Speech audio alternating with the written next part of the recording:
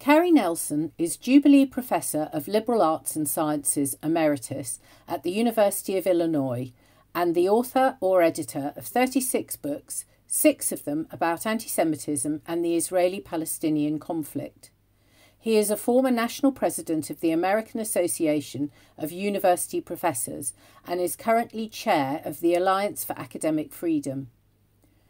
Drawing on his forthcoming book, Hate Speech and Academic Freedom, the Antisemitic Assault on Basic Principles, Cary Nelson's lecture will address questions that have become urgent in the wake of the 10/7 massacre. Should faculty members face consequences for promoting anti-Semitism on social media? What role should judgments about a faculty member's anti-Zionism or anti-Semitism play in hiring and tenure decisions? What damage do students face from a faculty decision to make anti-Zionism a department policy? The solutions offered will prove controversial.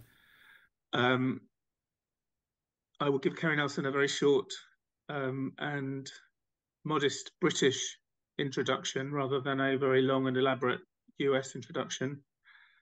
That's fine with me. Just to say that he is one of the foremost scholars in the world of contemporary anti-Semitism. I first knew Cary Nelson when he was the president, the boss, the general secretary of the AAUP? President, right. President, and getting a taste of debates and conflicts around academic freedom and boycotts of Israel and anti-Semitism. Cary Nelson is very, very welcome, and please take the lectern, Cary. So much thanks to David and Balazs for setting this up, and of course to the London Centre as a whole. I think the London Centre is really having an impact. It's great that there's a book series, which is really necessary. There are many publishers in the US that are exclusively devoted to anti-Zionist publishing, and there need to be alternatives. It's a kind of minimum necessity of academic debate, and it's really great that the London Centre has added that to its activities. I'm going to base this talk on a book that's forthcoming in April, and David can briefly show you the cover if you want to share that. So this is loosely based on the book, but unfortunately the world has been changing a lot, and so there are things to add and things to say that I hadn't thought of when I wrote the book. So I'll be adding to it and saying things that aren't there, but it's still based on the arguments and the issues that the book tries to cover, which have gained a certain urgency in the wake of October 7th. And I think that will become clear as I talk about some of these key issues in the next few minutes. This will be out in April. It actually is typeset, but for whatever reason, it will be officially released first week in April. So trying to see if I can recover my screen, my text.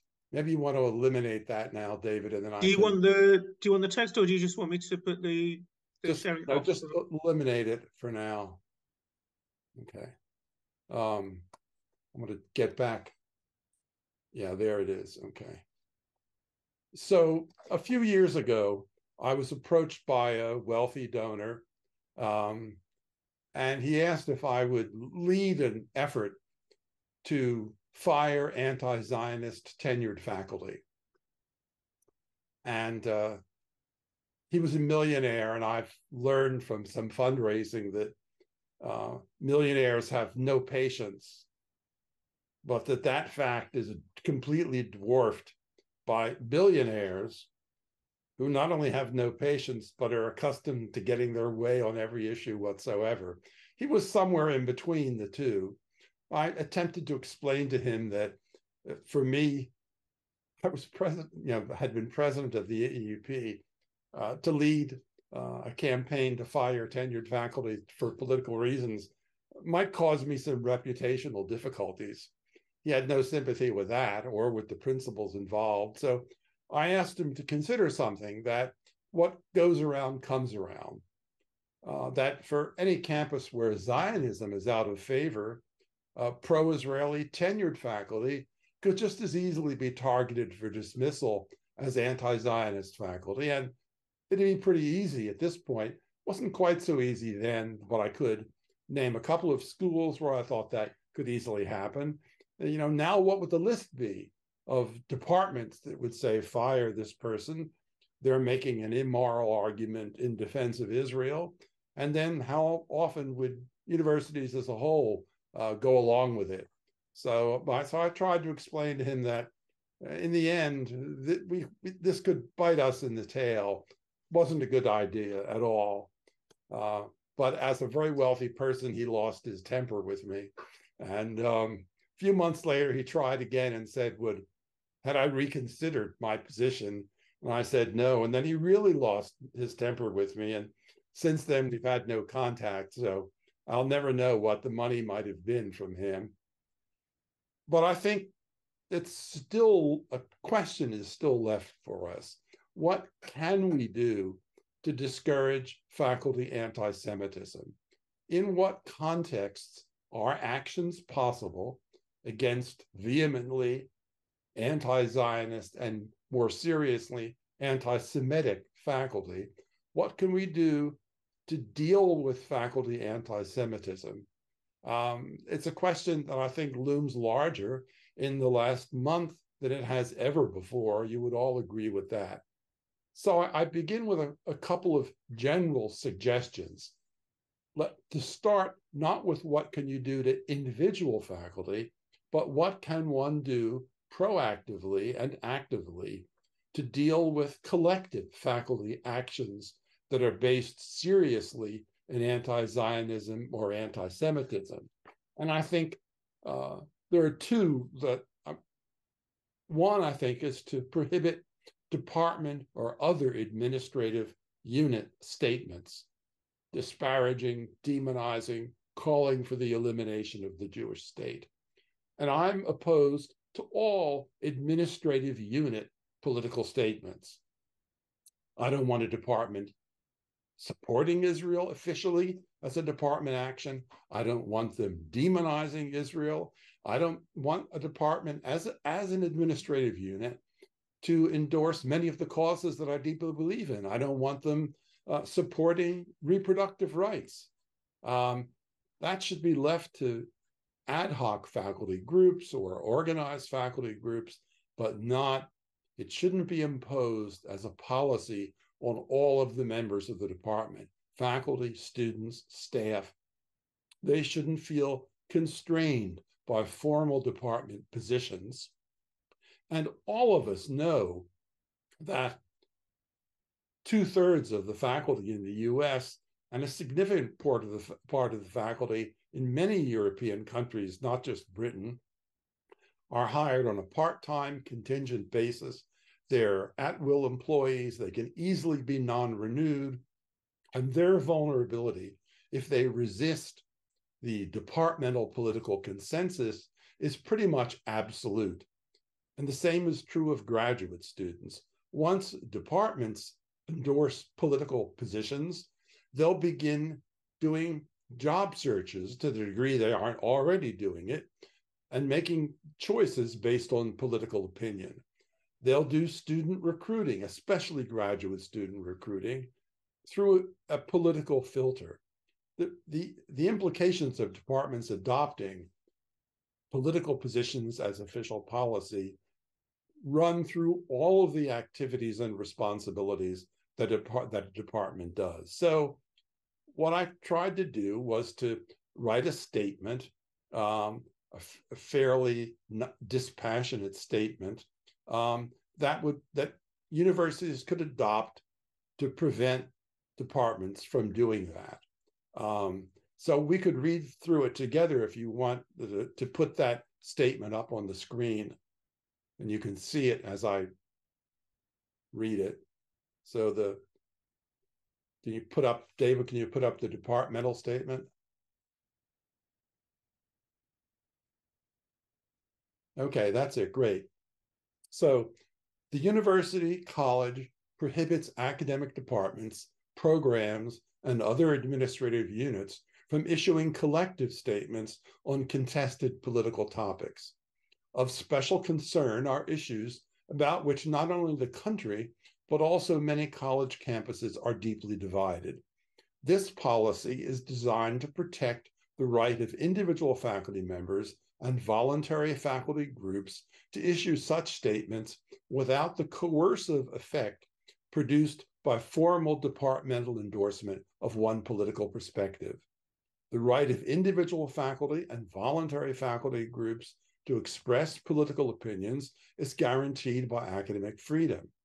Faculty should continue to fulfill their important role of advising both legislatures and the general public about matters of public policy related to their academic missions.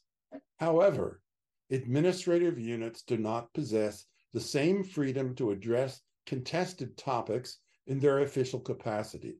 This policy also guards against the possibility that members of the public will conclude that administrative unit statements on contested political topics represent the view of the institution as a whole.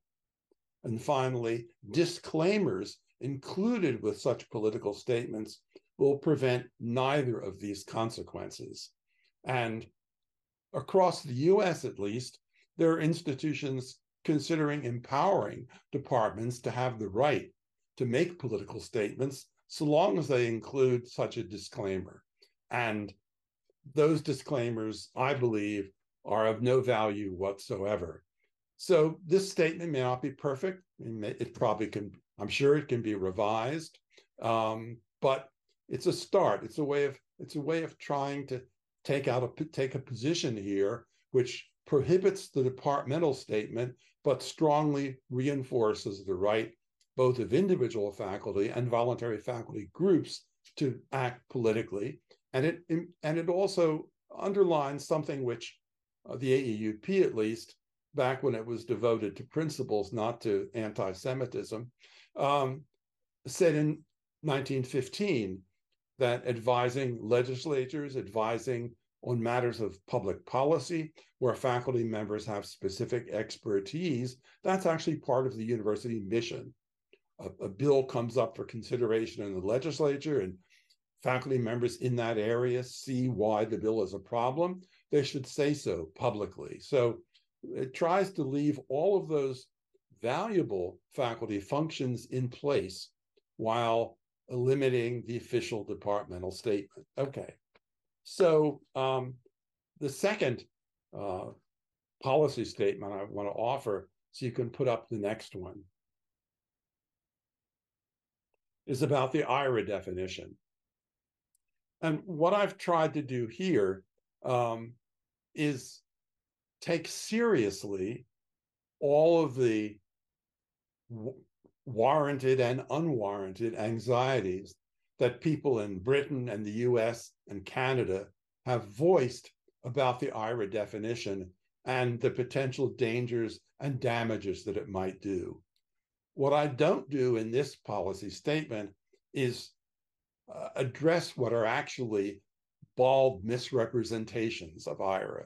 So I don't say IRA is not designed to tell you that every criticism of Israeli government policy constitutes anti-Semitism. The definition itself makes bloody well clear that that is not the case. In the book, I have 2 long chapters about IRA where I try to address all the other kinds of complaints and objections that people have had. But this statement is really just to address the more serious concerns that people have voiced about the IRA working definition. And it is true, I think one has to say, that in 2016 to 17, some mistakes were made. Some administrators in Britain and the US lower level administrators made errors and tried to enforce IRA to cancel events, modify events, and so forth in ways that I think violated academic freedom, and lessons were learned, and people aren't doing that anymore. But of course, those mistakes that were made in 2016 and 17 are nonetheless brought up all of the time as examples of what will happen from now to the end of time if the IRA definition is adopted. Now, I think that the educational value of the working definition and not preventing anti-Zionist faculty from making outrageous statements, but giving campuses the capacity to condemn those statements when they occur. The IRA definition educationally empowers people to take educated stands about misrepresentation. So again, this statement: the university adopts the IRA working definition of anti-Semitism as its official guide to identifying, analyzing, and combating examples of anti-Semitic speech and action. In doing so, we endorse the definition's important qualification that full understanding of potentially anti-Semitic statements requires an account of the context in which they were made. That will often require knowledge of the long history of what has been called the longest hatred, its strategies, metaphors, consequences, and contemporary manifestations. We also join with the International Holocaust Remembrance Alliance in specifying that the definition is non-legally binding document.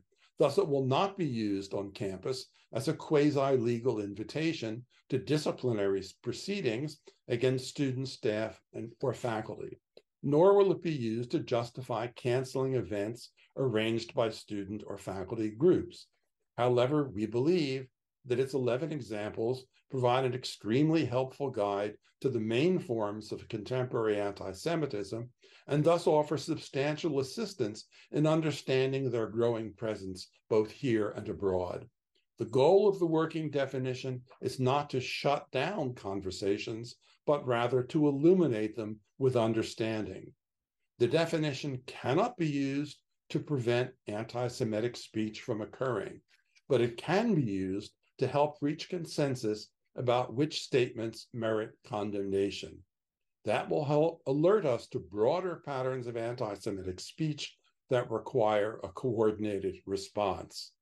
So you can take that down now too, if you can. Thanks.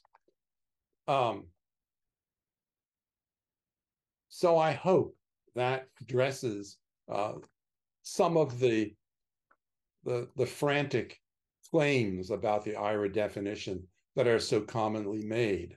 Now, my experience so far is that aggressive opponents of the IRA definition are not in the least interested in this. When I've exposed them to it, their response has been silence, because they're not interested in solving the problems that they claim are serious. They're interested in protesting IRA, in attacking it, in rejecting it. They're not interested in a policy that would actually eliminate the serious objections that they've made. And in general, I think that raises a conclusion that is going to be applicable to everything I'm going to recommend during this presentation. And that is that from here on, I think, everything will please no one. That is, I'm going to be talking about what can be done in dealing with, in applying consequences to some anti-Semitic speech by faculty.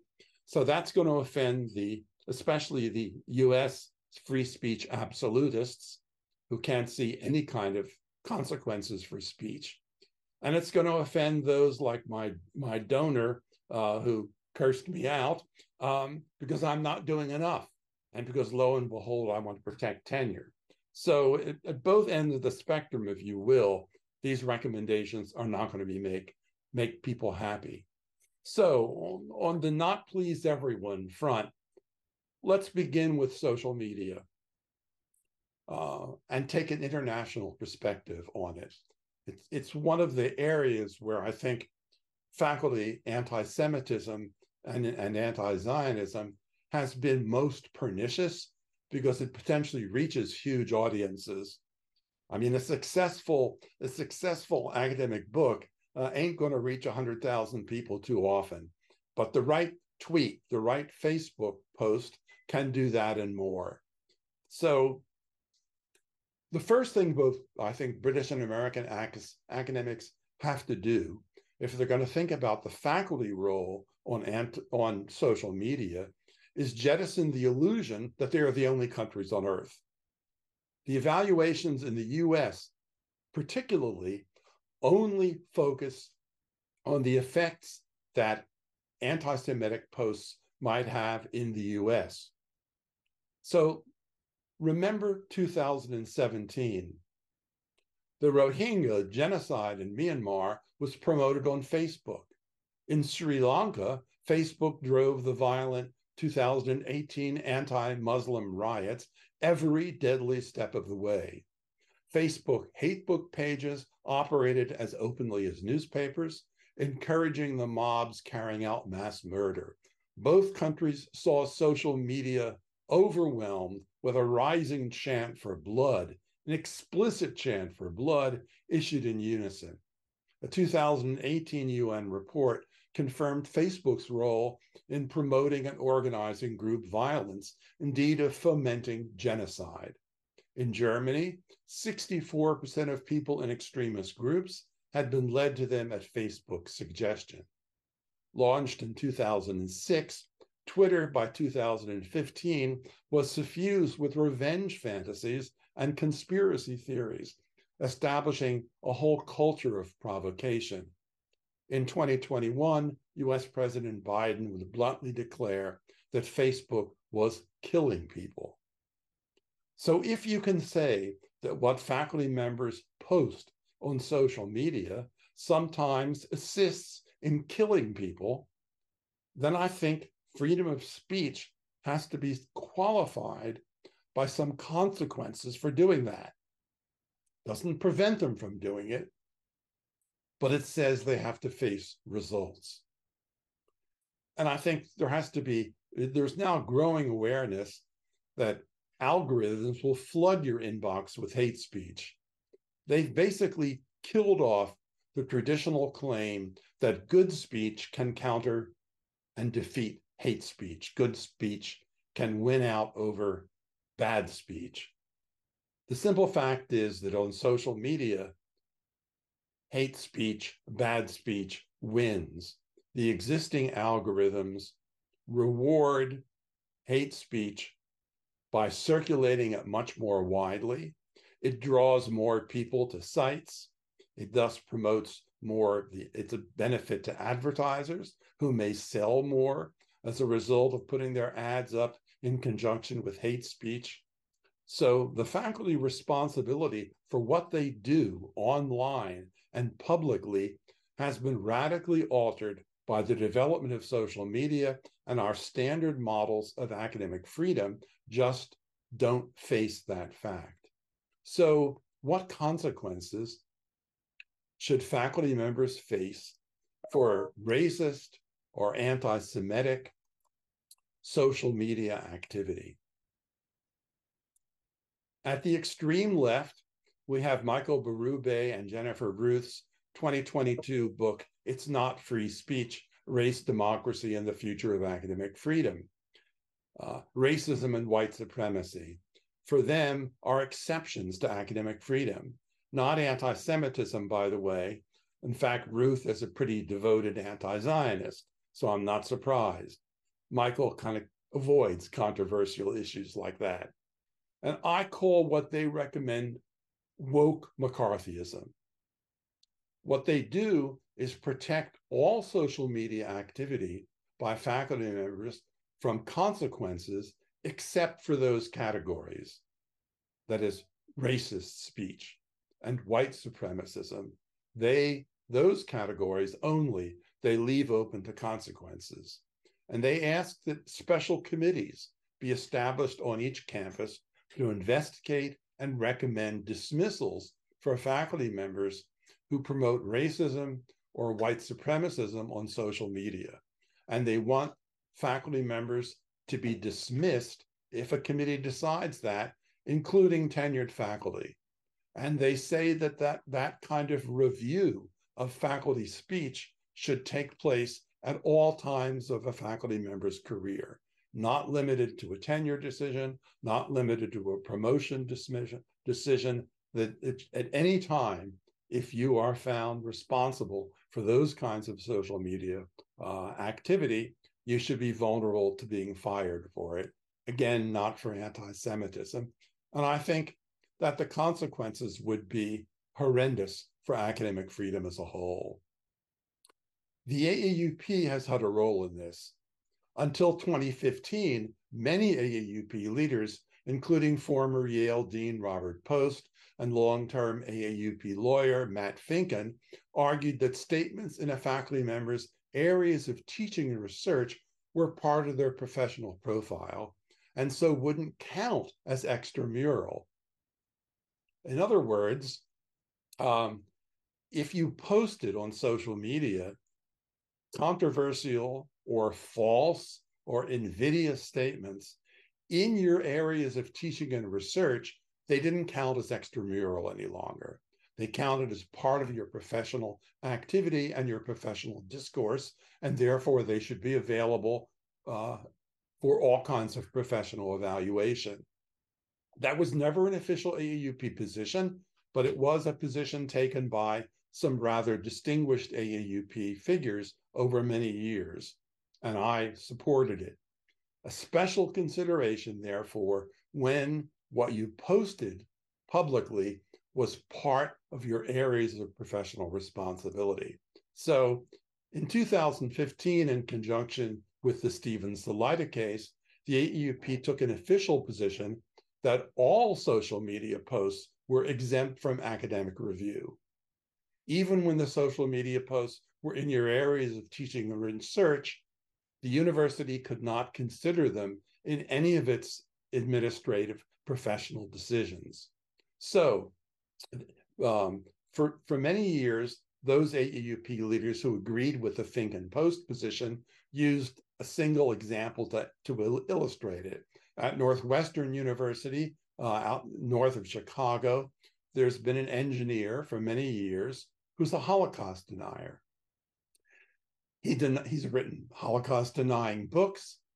He's given Holocaust-denying posts, Holocaust denial on social media, but he's an engineer. He teaches students how to build bridges or whatever. He never does his Holocaust denial stuff on campus, never does it in the classroom. So the AAUP position was that's extramural speech. It's protected from any kinds of consequences. It's not part of its professional duties. Agree or disagree about that, it's at least a rational position.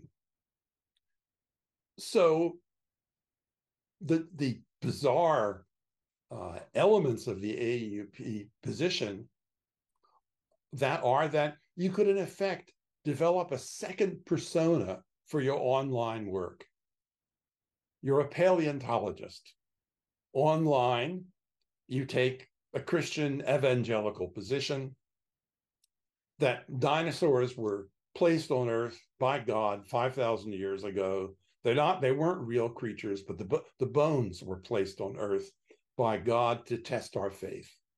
You could take the position that the Earth is only 5,000 years old, even as a paleontologist, and you would be protected as far as the AAUP is concerned from any kind of dismissal. A European historian can take a position denying the Holocaust online, as long as he or she doesn't do it in their faculty publications, as long as they don't do it on campus, they don't teach students that way, as long as it's clearly external, a European historian can deny the Holocaust. That's the official AAUP position, and it's completely misogynist. In the past, if you did those things within your areas of responsibility, you would be subject to due process and potential termination. You could lose your job. The AAUP discourse was that it was a question of fitness. If you're a European historian and you deny the Holocaust, you are not fit to teach.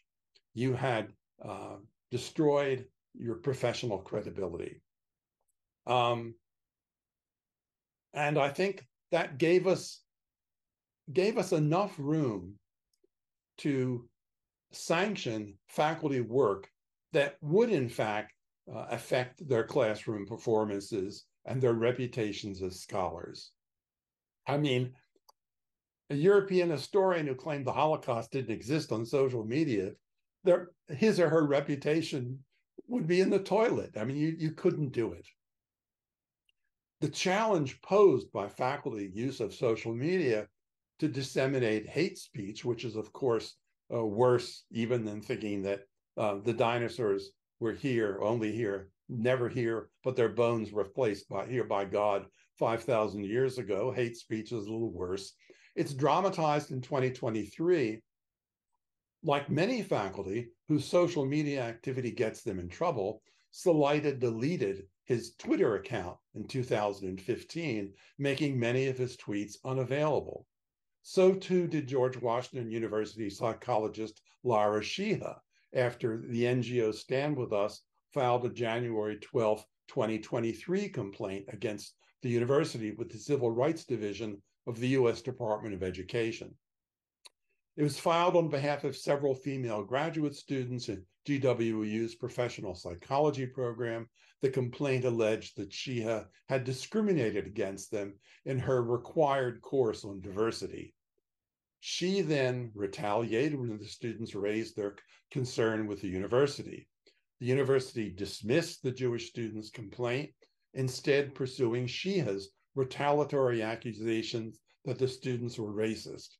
This time, however, unlike Salaita, all of Sheeha's tweets were harvested before she closed her account. And I was provided with a file of 9,776, just short of 10,000, of her tweets issued between 2010 and January 2023, all consisting of original tweets or her own comments when retweeting.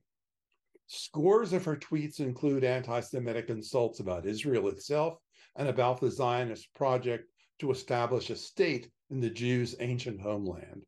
Her vehement tweets are often sprinkled with profanity. Quote, Palestinians have been telling us since its illegal inception that Israel is an ethno-nationalist, supremacist state whose very existence is built around ethnic purity, to which they'll go to any end to achieve. Or, quote, Zionism is literally predicated on settler colonialism and the notion that a whole people is inferior and therefore worthy of extinction. My bad that I don't think that's progressive. Or, fuck Zionism, Zionist and settler colonialism, using Palestinian lives as examples of their boundless cruelty and power. Anyone who can't get it yet, peddles both sides' bullshit, and doesn't denounce this persistent violence is complicit. Or the psychotic processing of settlers and Zionists truly has no bounds. Or Zionists are so far up their own asses, they don't see how this actually proves the point of undue and criminal force by occupying forces. And fuckers are still arguing about whether or not Zionism is a form of fascist white supremacy. Okay, I won't read any more. I did read all 9,776 tweets. It took me about a week. There's only so many you can read in a given day. In addition to those 9,776, she retweeted 10,000 tweets not of her own. She retweeted 10,000 tweets by others also included a number of anti-Zionist tweets. If you still entertain for even a split, quote, if you still entertain for even a split second that Hamas is the terrorist entity, there's literally zero hope for you, your soul, or your general existence as an ethical human being in this world. There is no gray area here, I am sorry to report. And predictably, she has supported the Hamas assault on October 7th. And I thought the tweet that most bothered me that she, or actually it was different media account that she issued immediately after October 7th was a tweet saying that it's time we give up our romantic notions of what revolution involves. We've just seen the necessities of revolutionary activity. We saw those necessities on October 7th. So she's not letting go of her support for Hamas's activity, even under these conditions. She's untenured.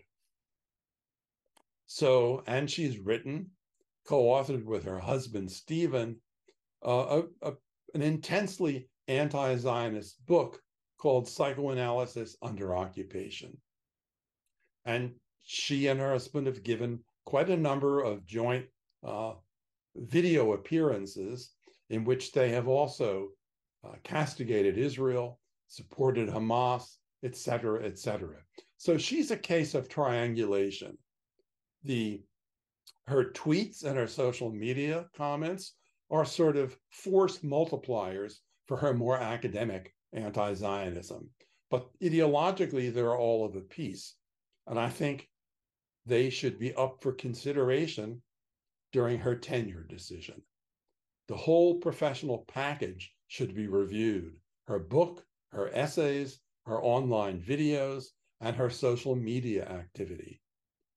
The AUP, of course, would rule the social media activities out of consideration.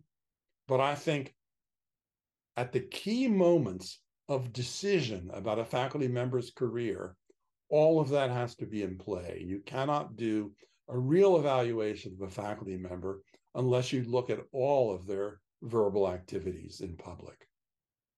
She teaches 3 required courses, and at the very least, in my view, she should not be able to teach required courses that Jewish graduate students are required to take for credit. In other words, with her intensely anti-Semitic views, she sits in judgment of Jewish graduate students, and that shouldn't be. Now, it happens, interestingly, that a former colleague of mine, Faisal Mohammed, also a friend, he's a great guy, I just think he's wrong. In 2021, he published an essay in the Chronicle of Higher Education called I Love the Public Humanities, But, July 28th. There he said he took the AAUP position and intensified it. He said faculty should have the right to declare not only social media, but any group of publications excluded from university evaluation.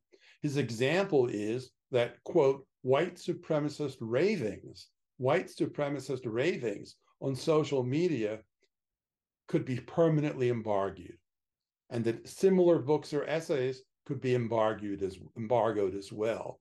That the faculty member who's up for tenure or up for promotion to full professor can say, you can't evaluate these when you evaluate whether I should get tenure.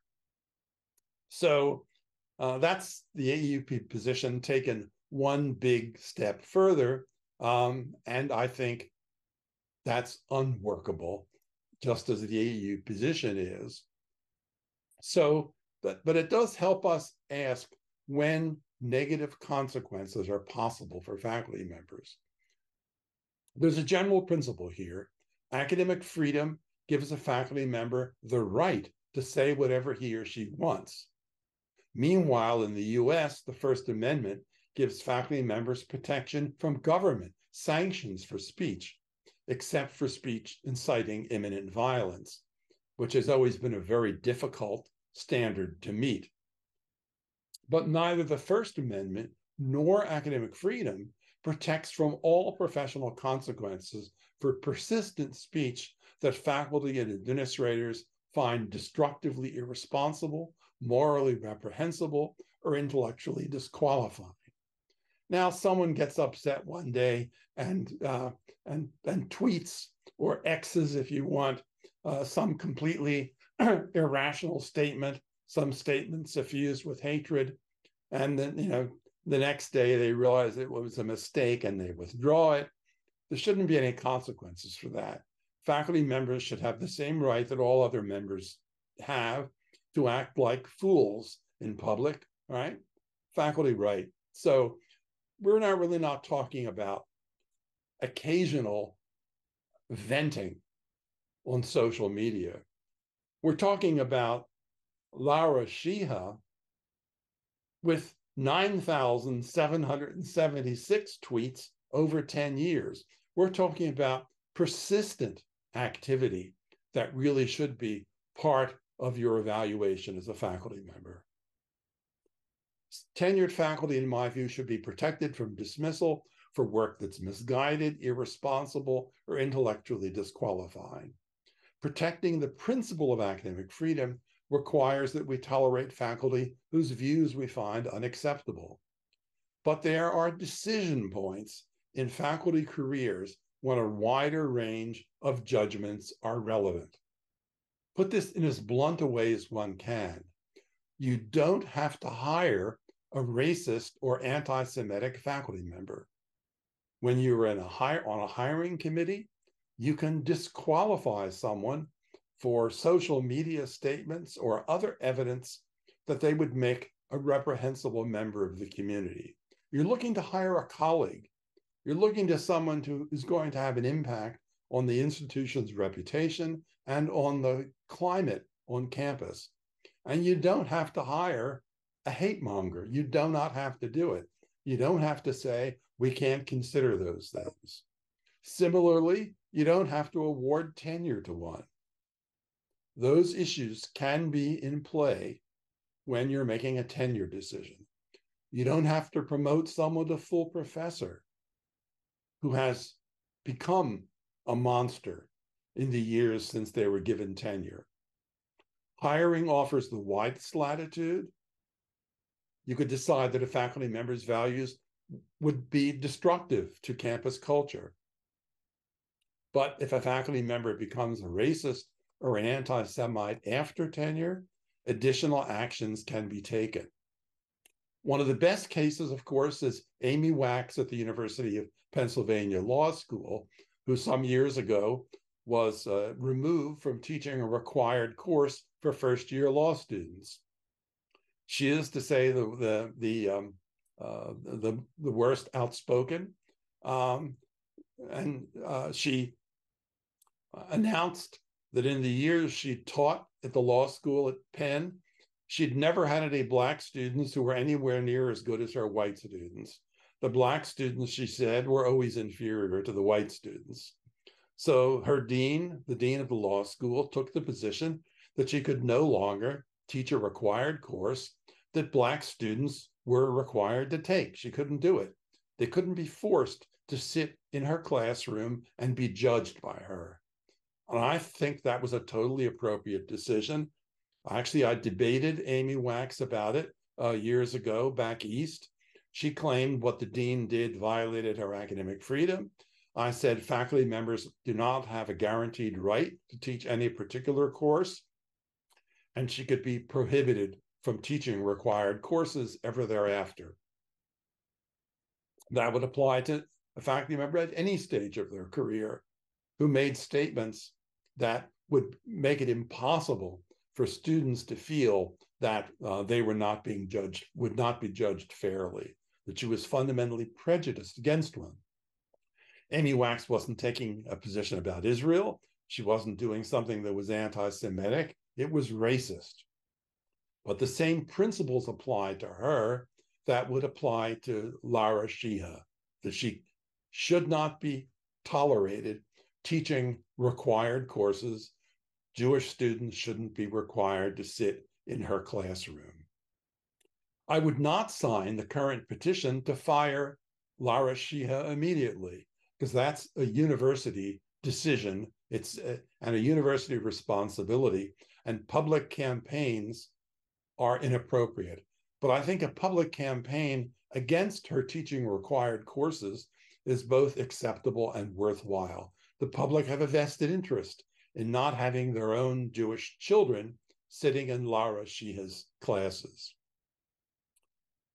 Now, tenured faculty members can face other sanctions. One of the most effective is denial of salary increases. At the University of Illinois, there was a physicist who, for certain reasons, was denied a salary increase for 10 years in a row. Eventually, he wasn't earning anything more than a TA would earn, a teaching assistant, a graduate teaching assistant would earn. His tenure was protected, but he was sanctioned by denial of salary increases year after year. It sends a clear message to the faculty member at issue and to the campus community as a whole. And if done for several years, it has a substantial effect. So we need to make a distinction between professional evaluation and suppression of speech.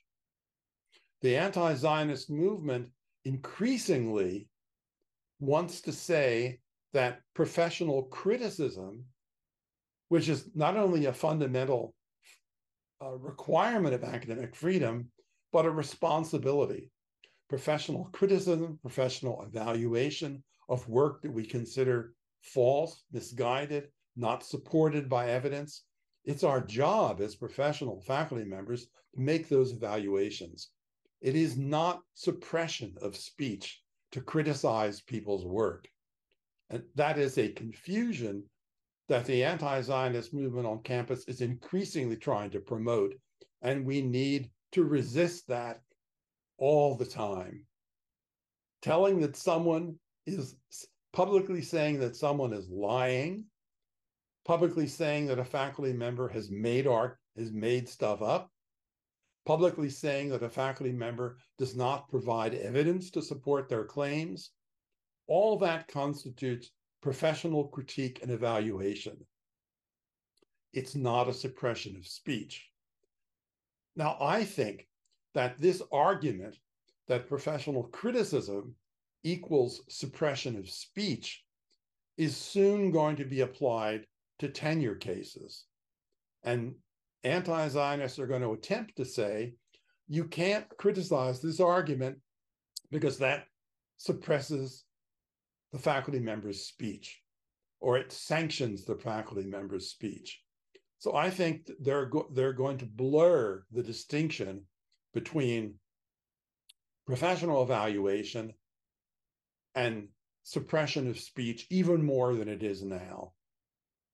So in the case of Jasper Puar from Rutgers University Women's Studies program, whom I've written a lot about, could one have objected to her tenure because she invented things in her book? She said that Israelis were harvesting major Palestinian organs for transplant or for sale. She said that Israel was denying sufficient food to Palestinian children and stunting their growth. She didn't provide one piece of medical evidence in support of her complaint about stunting. The Palestinian authorities said stunting is not a problem on the West Bank or in Gaza. The World Health Organization said stunting is not a problem on the West Bank or Gaza. The CIA said stunting is not a problem in Gaza or the West Bank. The United Nations said stunting is not a problem in Gaza or the West Bank. But Jasper Puar was awarded tenure in part for making that false claim. Could one and should one have said what Professor Puar is claiming in her book from Duke University Press is not true? and thus one can vote against her for tenure. In my view, one could if it didn't happen. Instead, she got an award from the National Women's Studies Association, and she was made director of the graduate program in women's studies at Rutgers. And there's no doubt there'll be a statue in her honor soon. We need to take a stand increasingly in these specific contexts in which sanctions against faculty anti-Semitism are valid, promoted, and understood, given due process, given thorough evaluation, given all the sort of protections that we have built into the academy, but also given our responsibility for realizing that academic freedom was created to protect the search for the truth. And that's really the bottom line. It's there not just to protect individual faculty members, but to protect the mission of the university, to protect the search for the truth. And if we fairly judge that someone's work has radically, relentlessly, persistently, not on a single day, not in a single work, not in a single week, but for years, worked against the search for the truth, then we need to be willing to take a stand and act accordingly. Okay. That's it. Cary, thank you hugely. I think everybody was following all of that with really great interest. I have lots of questions, but I will give everyone else a chance first. I noticed quite a few friends in the little miniature pictures. I can't identify you all, but I recognize you. Great to see you here. So people are very welcome to ask questions of Cary.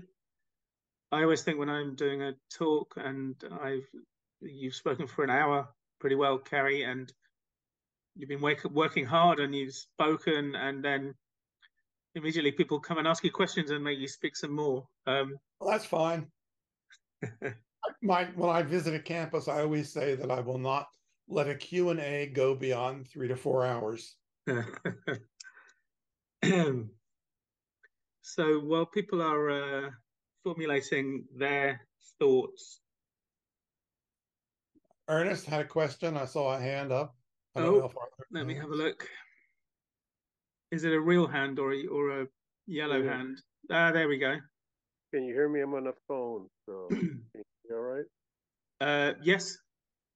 Okay. So, Cary, I mean, a pitfall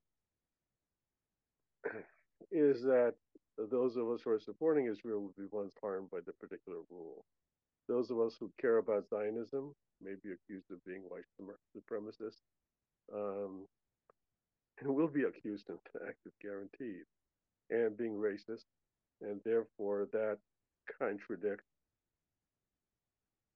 what it is to be fit faculty member, and therefore we should be prohibited from serving on, prohibited, not promoted or not given tenure and so forth. What do you think? Well, I think the danger is certainly there, and I can certainly start to list departments around the country who, if they had a Zionist faculty member, would vote against their getting tenure. I mean, I think hiring is so corrupted at this point, unless someone became a Zionist after a few years, you're not going to be hired in such a department anyway. And I think, so one thing that has to happen is that I think administrative review has to be more serious and more substantive than it's been before. And administrators have to increase their opportunity to seek additional outside letters when they evaluate a faculty member. In other words, that one has to be willing to counter departmental bias. Either way, departmental bias has to be up for consideration and more detailed evaluations in controversial cases. I mean, obviously, a huge percentage of tenure decisions just aren't very controversial and they just go through. But in cases of politically contested areas, I think more reviews are necessary to guard against departmental bias. If you have, in cases of universities that do research universities where publications are also at issue, I think it's important for people who do Zionist work and believe in a book to review it somewhere, to take a stand professionally so that those things can be part of a tenure file. And I think it's important to take a stand professionally when you realize that a book is thoroughly misguided. In other words, we need to enrich the discourse that surrounds tenure cases with debate and analysis in the profession. So far, there's, the only negative publication, substantive negative publication, detailed negative publication about Lara Shia's book is my essay on her in Fathom. There are a couple other people who I think are working on reviews that will sort of complicate the picture. So the administrators who review files have to have substantive evidence that they can work with. But that's obviously that only applies for research universities where publications are a part of the analysis. But I think the risk is there, but the risk is already there. I mean, think of some vigorously anti-Zionist program, say the cultural studies program at NYU, dominated by several of my former friends. I didn't break with them, but they broke with me. They would easily vote against a Zionist faculty member now. The arguments that I've made here are irrelevant. They have already decided where they're going to be. So I think we are in that area of cultural and political conflict now, and we simply have to live with it. There's no setting it aside. I would like to call Cynthia Salzman, if you would like to speak. Yes, I would, and thank you very much for this talk. I have COVID-19 right now, which is why I'm not making myself visible. I'm actually still in my bathrobe today. But I wanted to say that I'm also very concerned, not just about academic departments, but I'm an anthropologist. I teach at Rutgers Camden. I fought very hard against the academic boycott that the American Anthropological Association took. My classes bridge with gender studies. They too have taken positions that I'm opposed to. American studies. And I think after the war, the list will go on and on. These are not scholarly groups that are centered in the departmental sphere within university campuses. They are much broader than that. And if they take a position, they represent us professionally. And I'm concerned that this is going to be a path forward. And I'd like you to speak towards this. Thank you very much. Yeah, great question. I think that those aren't the only professional associations at stake, but they have a lot of influence. And I think all faculty professional associations have tremendous influence. What's the first thing that happens when a professional association, American Studies Association, took its anti-Zionist position in 2013? So they've now, I guess they're now in their 11th year of being officially anti-Zionist. They've intensified it somewhat.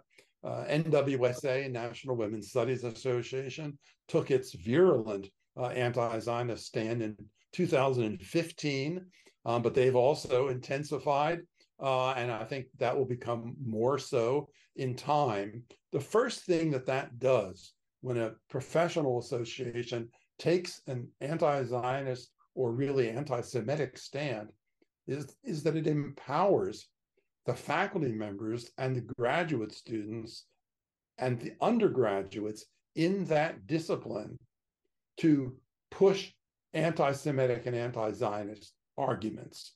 It empowers faculty members to teach from an anti-Zionist or anti-Semitic perspective.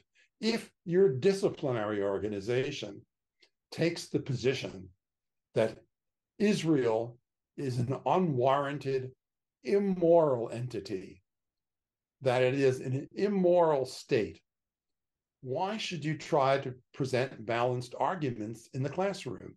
You have your discipline has already formally credited and empowered anti-Zionist or anti-Semitic teaching.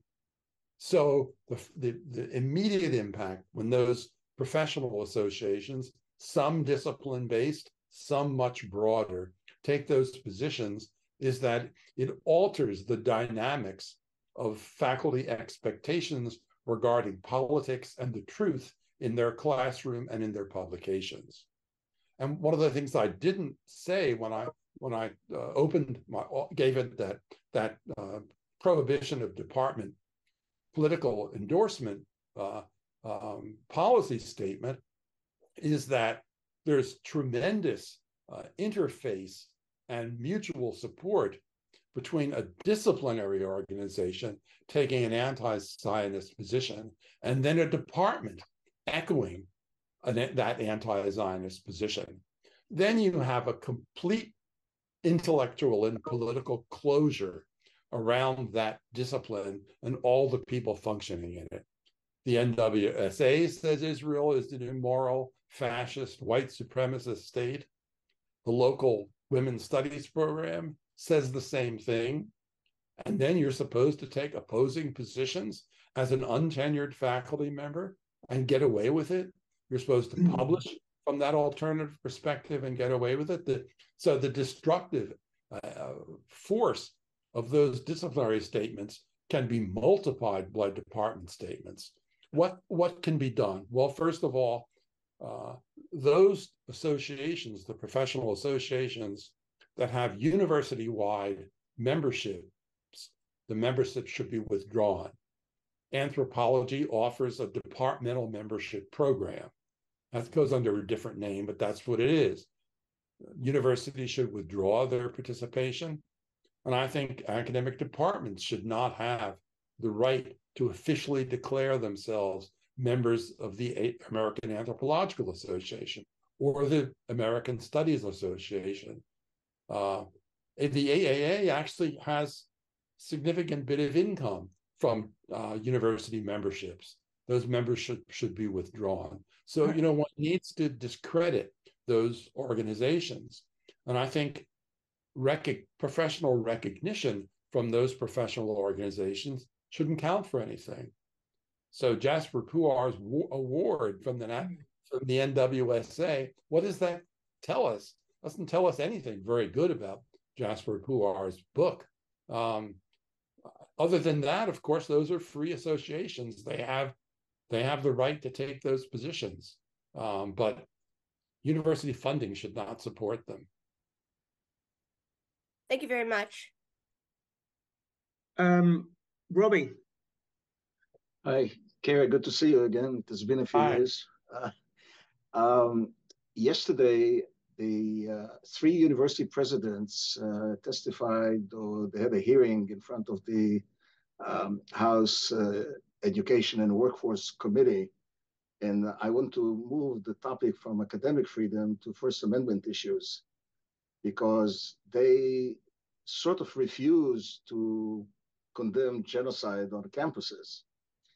But I had calls from many friends who said, what's going on in American universities? And what they don't understand is that those university presidents had legal advice to avoid that simply because no one is willing to take up the definition of incitement if it is not upholding the violation of that definition, namely, if it's not specific, if it's not immediate, and it's not likely. And that's why they refused. I'm not defending the university presidents, but the issue has moved from the academic freedom of faculty to academic freedom to First Amendment issues. of universities. And I don't see universities making or taking a stance, and that's across the board, not just in the Ivy League universities. Any comments on that, Cary? That was a pathetic performance by those university presidents yesterday, and the idea that I would actually, in any sense, admire Elise Stefanik is so loathsome and unpleasant a thought that I thought of perhaps taking an overdose last night. I realized, but I couldn't fail to give this presentation, so I decided to live a bit longer. She manages to turn her bullying into a highly principled activity. She falsifies it as a highly principled activity. But those three cowardly presidents could have answered, are calls for genocide a violation of your academic code of conduct?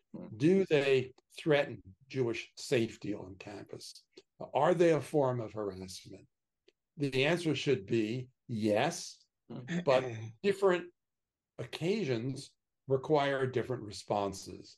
If someone gets up at a public meeting and picks up a microphone or uses a bullhorn and actually calls for genocide, then that person should face severe sanctions from the university. On the other hand, if three students in a dorm room fantasize about that, and one of them decides to complain to the campus, you might want to condemn it. If a complaint occurs, you would condemn it, but you wouldn't do anything further than that. I mean, that's why, in terms of context, the Holocaust definition, the IRA definition, insists on context. And by the way, the statement requiring context was added by the final review before the IRA definition was issued. Ken Stern was involved in gathering and drafting, but he wasn't there in the final review. And at least according to one of the people who was involved in the final review, whom I interviewed, he said that statement was added. It wasn't part of Ken Stern's work. So the Holocaust Alliance Remembrance Association itself demands context. So those people could have talked about context in an intelligent way, and context shapes what you actually would do in response to a genocidal demand. What's happening generally on campus, when the George Floyd murder took place, every university president felt empowered to condemn what happened. Right. But that wasn't because they were so morally righteous. It was because there was complete agreement on campus about that. They didn't face any criticism for condemning the murder of George Floyd. On Israel, they see that their campus is divided. If they step to the left, they'll displease people. If they step to the right, they'll displease people. So they opt for cowardice instead. They think they're going to pay a price either way. So even in the case of the Hamas massacre, some presidents have hesitated to speak out.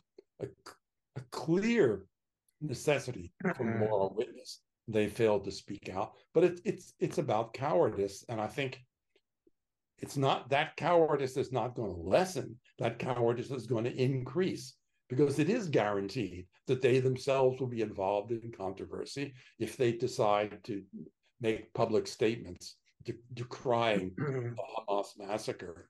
But one of the presidents did say, well, I'm not encountering calls for genocide. So I think you say in response to Elise Stefanik, well, look, this is a hypothetical. Explicit calls for genocide aren't happening, but would it be a violation of our codes and what are threatened students? Yes, I answer yes, clearly. But let's also ask what we do. And what we do would depend upon the context, what actually happened, who was involved, and so forth.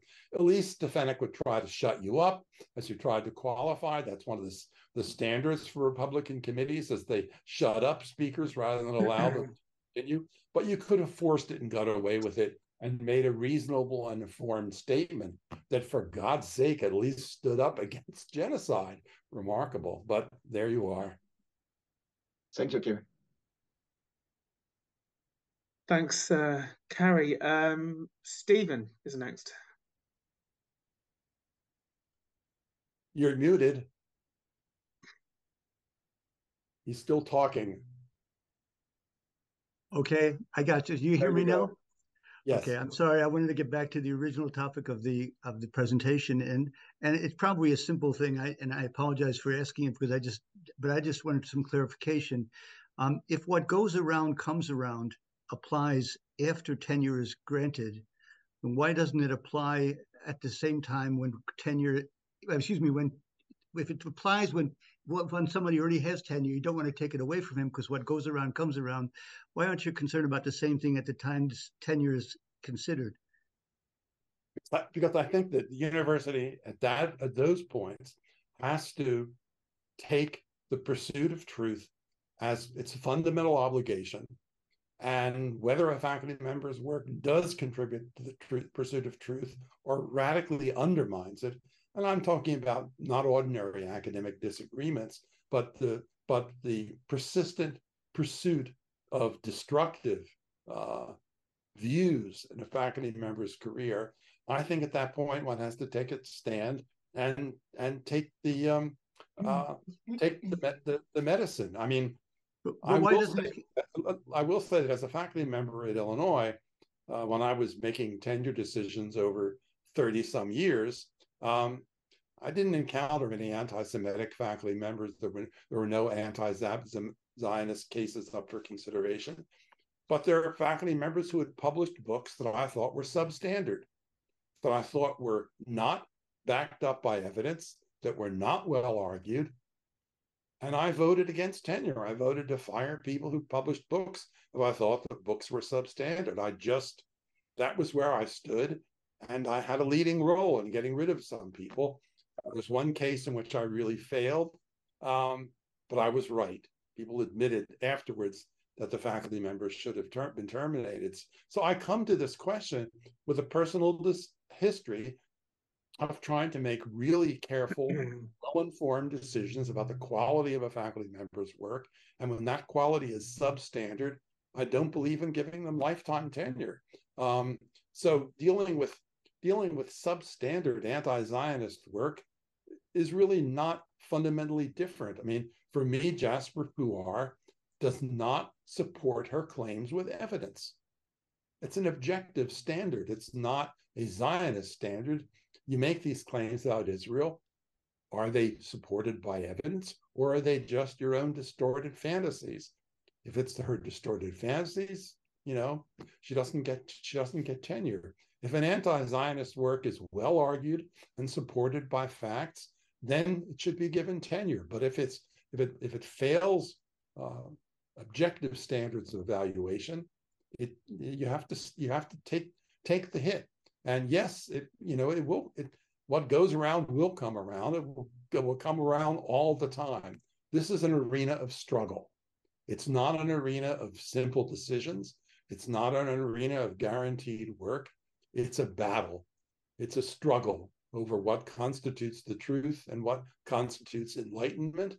And we either take up that battle or we give up the cause. And I don't think we should give up the cause, but that this is going to be messy and it's going to be disputatious and it's going to produce some rancor. I accept all of that. I wasn't trying to suggest that we shouldn't consider these factors at the time of tenure. I was questioning why, if we do it at the time of tenure, why don't we do it later? If someone's career trajectory changes and their lies or their false, bad scholarship happens after they've gotten tenure, why shouldn't we be able to evaluate that? And I thought that you had said at the beginning that what comes around goes around. We can't do that. And that's why I was asking for the... No. I think we can do it, but I think the sanctions are different. That is, faculty members produce incompetent work after they get tenure. If they produce work that is just a vehicle for political conviction and bias, rather than professionally argued and supported, then they face consequences. They can, if they turn in a sabbatical application and their work for years has been garbage, this sabbatical application doesn't get approved. They do an application for research support, and their publication record has been inferior. They don't get the research support. And in one of the most severe forms, they don't get a salary increase if they've been promoting anti-Semitism in a classroom. They get punished by not getting a salary increase. I can tell you that physicist at Illinois who didn't get a salary increase for 10 years, he recognized that he had a problem. He was incapable of fixing the problem for whatever reason. And I've seen, we had a faculty member at Illinois who had become psychologically impossible to deal with. His colleagues couldn't handle him. His research was substandard. He wasn't fired, but he was reassigned to shelving books in the library. He got a salary. He had his tenure, but he was no longer a functioning part of the faculty. I've been here for decades. That's the one case I know of that happening. But there are extreme cases. Here, in Britain, which has very different rules about hate speech and very different expectations of faculty responsibility, David Miller faced termination for his anti-Semitic speech. I think, and in fact, there's a quite decent essay about Mr. Miller by a fellow who's running this enterprise, which I've read rather carefully. In the US, I don't think Miller would have lost his job. I think if he had tenure, he would have kept tenure. So our situation is different. We operate at this side of the ocean, we operate with different and potentially mistaken values. In the end, I've tried to, I thought a lot about the Miller case, but I decided that I just was not going to make a final decision because I was pretty damn sure that he would have survived an evaluation within the United States. Doesn't mean that the British decision was either right or wrong. It meant that tenure is even protects anti-Semitism, but he could Cary, and should have faced consequences. I'm going to come to Jeffrey in a minute. First, I would like to go to Louise, who's asked a question in the chat. Louise, do you want to ask your question? And also, I would say about David Miller, it's not that simple. Firstly, because Bristol didn't have the courage ever to say what he was fired for. So they didn't say he was fired for anti-Semitism. They didn't say he was fired for anti-Semitic academic work. They didn't say he was fired for issues with respect to duty of care to his Jewish students. They just had some mealy-mouthed phrase like he doesn't reach the standards required or something like that. So Bristol didn't have the courage to say, and also Miller has been at a tribunal for the last week or so, arguing that anti-Zionism is protected speech, and the verdict is expected after the holidays. Also, David Miller, as people will know, since he was fired from Bristol, has been working for the Iranian propaganda machine Press TV and has been producing about one English language video, anti-Semitic English language video for them each week, including, people will be happy to learn, a whole half hour about me. Louise doesn't seem keen to ask a question, so I will ask it for her. Basically this, is the Civil Rights Act now a better protection than protections against hate speech on campuses? Oh, I'm sorry, I was distracted, but I can I'm so terribly sorry. So to clarify the question, and thank you so much. This has been really, really helpful and educational. I work at a university. One of the things that unfortunately I have to give credit to the Trump administration about was the inclusion of anti-Semitism under the Civil Rights Act, right? Or Title 11, I guess, which universities that receive federal funding must adhere to. And it's under that students are now able to bring suit to some of the universities that, quote, have transformed into incubation labs for virulent anti-Jewish hatred, etc., and hiring rabidly anti-Semitic professors who spread terroristic propaganda. So this is actually part of a lawsuit that's coming out of the Civil Rights Act. And my question is, given the importance of free speech and protections of free speech right up through what some of us would still deem hate speech, is it now the case that there are greater protections available under the Civil Rights Act of 1964 with its inclusion of a definition of anti-Semitism than we're now finding under what would previously have been deemed hate speech? So I hope I asked that thoroughly. Thank you, Louise. I think it's a really interesting question. I think we're partly waiting to see. The complaints filed with the Office of Civil Rights of the U.S. Department of Education have produced what amount to university consent degrees.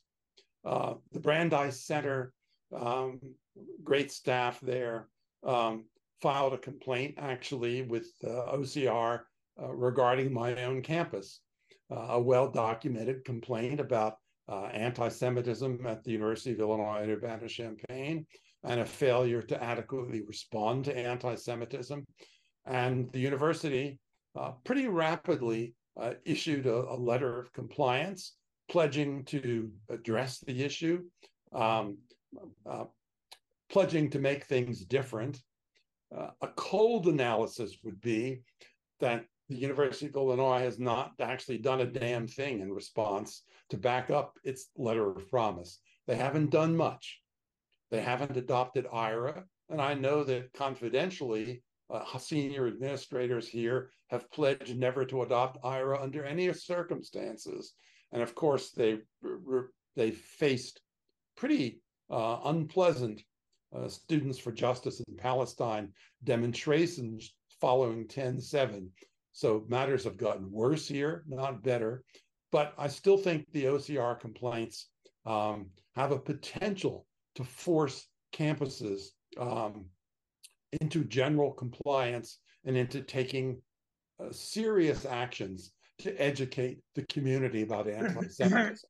That's something specific that those Office of Civil Rights complaints can do. Now, there was an Office of Civil Rights complaint filed by Stand With Us on behalf of students at George Washington University. We'll see what happens. If anything happens, we'll see what they do with it. But we'll also, the complaint really, a central part of the complaint is Lara Shiha's actions in relation to her students. The complaint doesn't address her, it addresses the university action.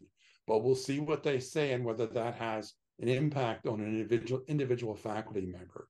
So I think it's yet a bit of a stretch to see whether those civil rights complaints can actually affect the behavior of problematic faculty members. I think the potential is there, but it hasn't been realized yet. But I think there are more complaints being filed. They're being taken more seriously now. And I think 10/7 has altered the context of faculty speech. Incitement to violence in the US has been extremely narrowly defined, and there's never been any willingness to consider that a statement made in the United States might have incitement potential elsewhere in the world. But I think in the light of 10/7, you have to ask whether incitement in the US toward anti-Zionist, anti-Semitic violence in the Middle East has meaning, whether you have to take an international perspective on the power of anti-Semitic speech. So I think there's an area of potential that both the OCR and individual faculty reviews offer. At the moment, I would say we need both kinds of action, but I really have some hope in what the OCR complaints are able to produce. Thank you, Cary. I'm going to go to Jeff, and actually I'm going to then ask you a question, and I'm going to ask you, I think, to have the last word after that. Jeff. Thank you, Cary. You could go on for 3 hours. You know, you don't have to call out. I'm going to be brief. Is the case of Puar and Salida, a case of people who are really atrocious scholars and nevertheless somehow managed to get tenure. But that's not the main problem regarding Zionism and anti-Zionism. The main problem is that the intellectual battle over the history of Israel has been won by the accolades of the followers of Edward Said. 90 faculty at the University of Maryland several weeks ago signed a public statement urging public acknowledgement of the political context of recent events. The events of October 7th did not take place in a vacuum. As we tell our students, context matters. There is a 75-year ongoing history of the dispossession of Palestinians from their homes and land. And the word history is hyperlinked to Rashid Khalidi's History of Israel.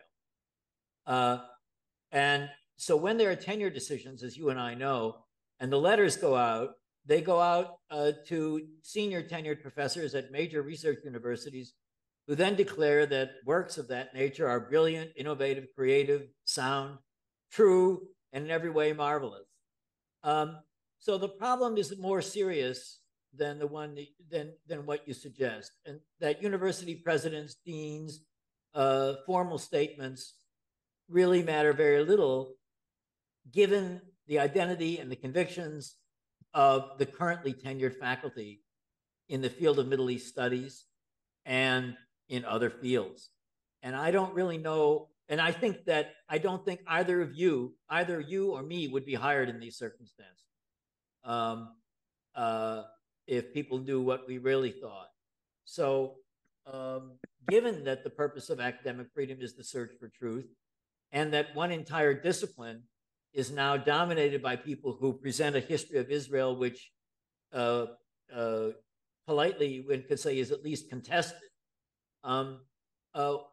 What do you propose? What is your suggestion in that regard? Because the Puar case is like shooting fish in the barrel in a way. I mean, she's so outrageous, and the things she said were so stupid. And the woman at George Washington, who with their 9,000 tweets.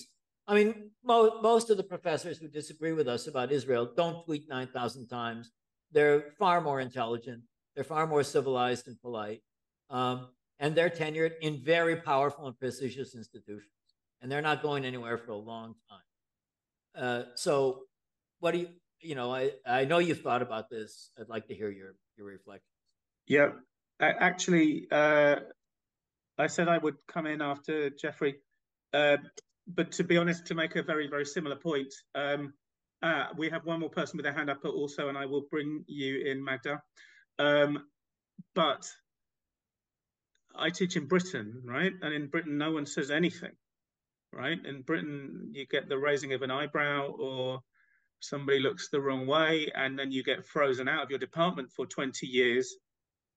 And nobody says we should ban the Zionist or we should stop him from getting tenure or anything like that. But they say things like at hiring committees, they say things like, well, that candidate really doesn't have the Goldsmiths kind of vibe, do they? Or they say, that candidate's not really cutting edge in the discipline.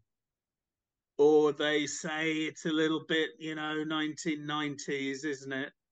And then you write a journal article and you send it to a top journal and they write back and say, well, your method is a little bit ragged at the edges here, or one reviewer says it's brilliant and must be published immediately, and the second reviewer says meh, and the third reviewer says, oh, this is racist nonsense, and then the editor says try again.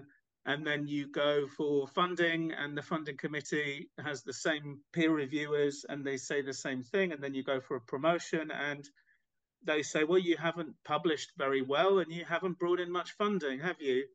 That's how it works. So the issue of free speech is almost never about people being kind of frankly excluded for some crime, and then we have a fight over what kind of crime people should be excluded for. It's much more subtle. It's about exactly what Jeffrey said about the culture of the discipline, and what is considered good work in the discipline and what is considered bad. And very often it's all unstated. I mean, I saw a conversation today on a transcript actually, and people are not able to say the word anti-Semitism. They're just able to say, well, it was very difficult in this postgraduate group because of current events, and there were some really big political differences, and some people said they don't feel safe there anymore, and that's the end of that. That's the discussion. So really, I'm just sort of echoing what Jeffrey says, that and yeah, the most threatening anti-Zionists are the ones who are plausible, not the ones who are ridiculous. I want to bring in Magda, and then I will come to you, Cary, for the last word. I want to also say that I put in the London Centre for the Study of Contemporary Antisemitism web address into the chat, and I've also put in a donation page where people can donate however much they think they should have paid for a ticket to see Cary, and absolutely no proportion of that going to Cary at all. Where's Magda gone? You just disappeared off my screen. Hey, I'm here. You carry on and I will find you. Thank you so much for this event today, and thank you, Cary, for your scholarship. I am at Columbia University, and I'm at the School of Public Health, and just want to flag that I think public health has entered a new dimension of this space. I want to make sure that it's on the radar. It's coming up under a new framework called Settler Colonial Determinants of Health that are being taught using Israel-Palestine as the sole example. And just as you described, there are efforts to codify a position statement around that came up at this year's American Public Health Association meeting. And it's kind of doing all the things that you just mentioned, both in terms of coming from within the academy, coming from within mandatory curricula, echoing across institutions, including Harvard, of course, and hitting the notes in the professional associations, hitting departmental levels, engaging students in advocacy around that. So just want to make sure that public health is included in the battlefields on this broadly. If anyone is interested, I would love to talk to you further about that. But thank you, Cary, for the really moderate, thoughtful view around academic freedom and how to kind of articulate that. I find it very helpful. I'm new to academia, full-time academia anyway, and I've found it very helpful. So thank you. Yeah, and thank you, Magda. I was involved a few years ago in some of the debates around anti-Zionism in public health spheres, and actually consulted with people and have done so a bit since then, but I'm not at all up to date with the battle, so it's really interesting to learn more about it, especially because there's been so much productive collaboration between Israelis and Palestinians in the Middle East, where there's been really productive public health initiatives that have separated themselves from the politics of the national leaders and instead sought to actually help people. So there's some good models for what collaborative work can be, despite the Israeli-Palestinian conflict. Anyway, in response to Jeff and David, Jeff, yes, you're right. Neither of us would be hired these days, so we can have a fraternity of people in retrospect whom the universities can identify as terrible mistakes that just can never be corrected. That the turn of the earth and the seasons will not give them that opportunity. And I think both you and David are correct in saying that the actual quality of the work by Puar and Salaita makes them vulnerable to objective standards. I don't think it is worthless to be able to take on those kinds of folks and make your case, because at least it sets a bottom line, a floor for academic competence that should apply to the evaluation of anti-Zionist scholars.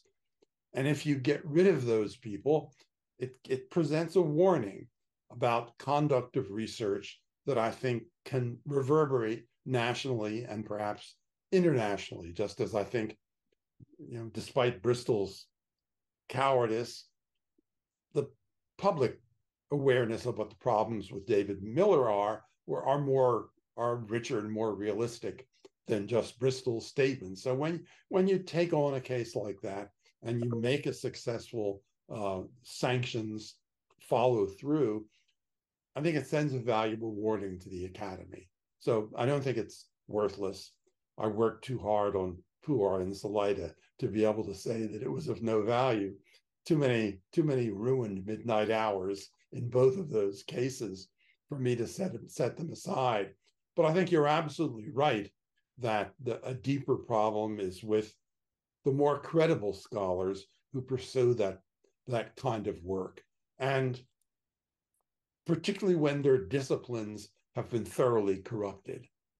I mean, there are disciplines, academic disciplines or subdisciplines, whatever you want to call them, that it seems to me are so thoroughly corrupted by anti-Semitism that they cannot be redeemed. They cannot be reformed. In the book, I make some nasty suggestions about that. I suggest that you have to effectively put some disciplines in mothballs until the current occupants of those disciplines die out.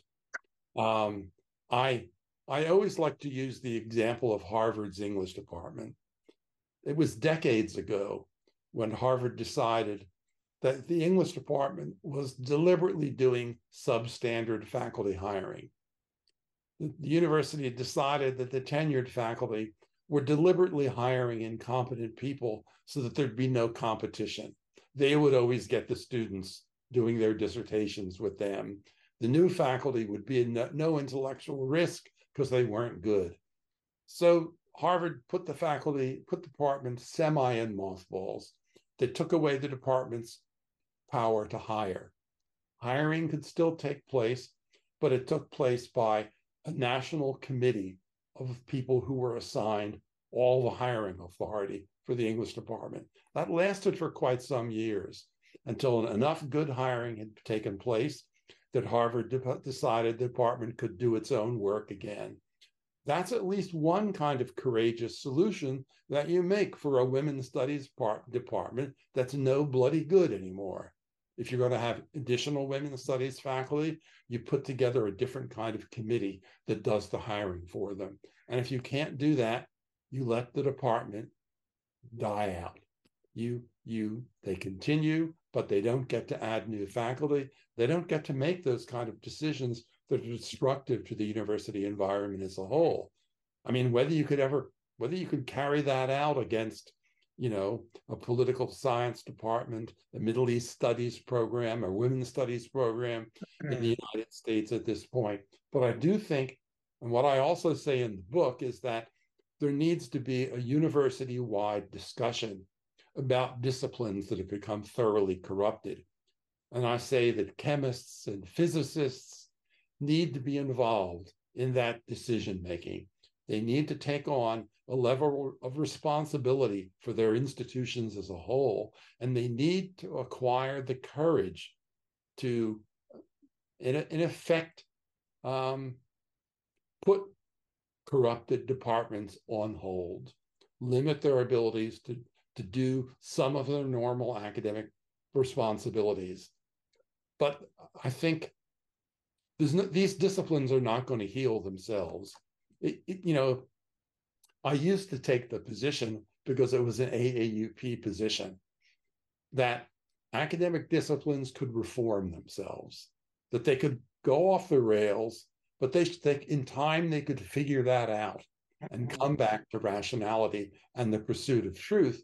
And that was the stand I would take. Well, I no longer believe that.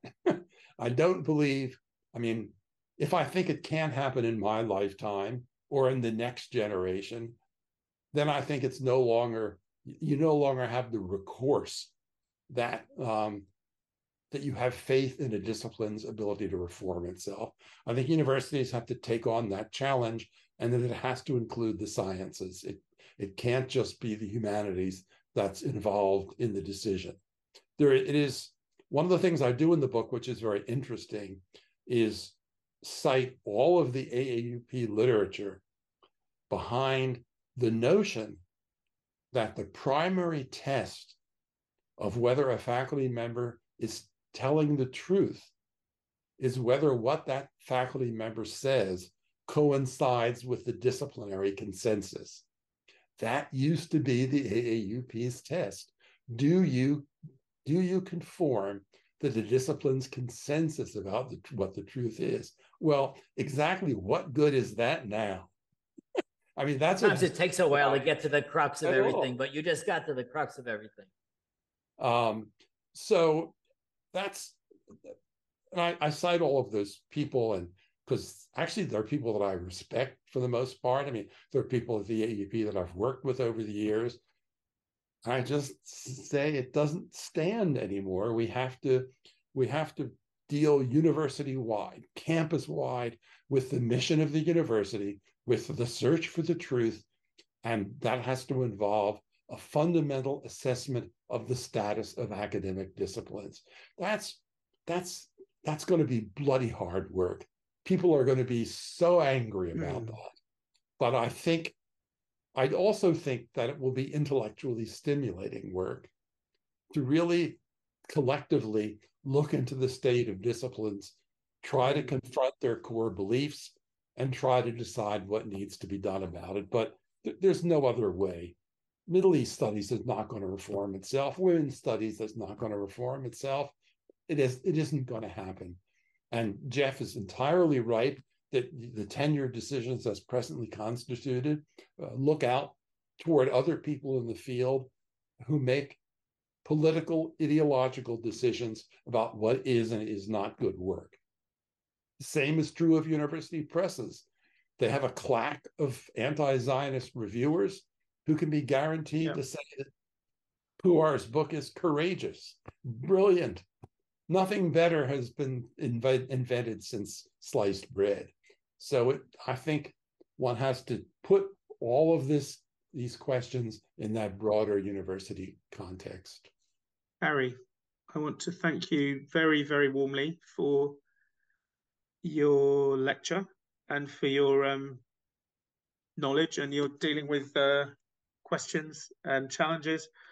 I guess the other leg, if you like administrative questions about who should have tenure and who shouldn't, and who should be disciplined and who shouldn't, is one issue. And I guess what we're trying to do at the London Centre for the Study of Contemporary Antisemitism is also to change the intellectual weather itself, to actually challenge and change and undermine anti-Semitic thinking, which in the end, you're not going to be able to sack Judith Butler. Nobody's going to be able to sack Judith Butler, right? But you can critique her work. And unlike Jeff and me, she would be hired again. Cary, thank you very much, and thank you everybody for the opportunity. Thank you, everybody who signed on.